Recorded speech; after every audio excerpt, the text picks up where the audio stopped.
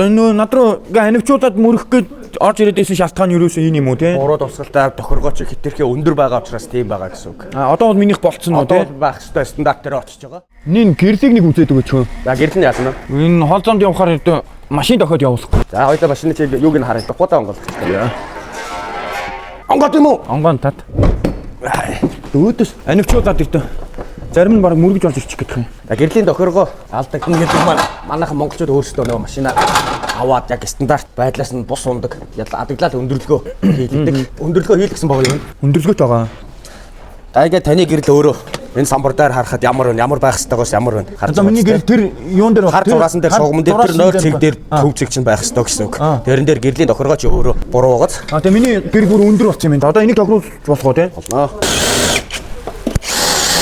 Одоо бол минийх болцсон уу те? Байх ёстой стандарт дээр очиж байгаа. Тэгэхээр одоо энэ анхан шатны тохиргоо гэдэг маань одоо эсрэг талын машиныг гэрболтыг нь арай багасгаж өгч байгаа үг байгаа шүү да. За ингээд болсон байгаа гэсэн үг. За баярлалаа. Энэ машин маань өөрөө нэгдүгээр гэрэл нь айгүй дээр өндөрт байгаа. Тэгээ хитрхи эсрэг урсгал руугаа чиглэсэн учраас өөдөөс ирж байгаа машинууд нь дохиод өөдөөс нь орж ирч гээд байна гэсэн. Тэгээд хитрхи өндөр байгаа учраас жолоочд өөрт юм харагдахгүй эсрэг машинд илүү халтаа авч өгч байгаа гэсэн үг. Нийт автомашин хөдөлгөгч маань гэрлийн тохиргоогоо заавал нийлж байгаараа гэж хэлье да. За баярлалаа.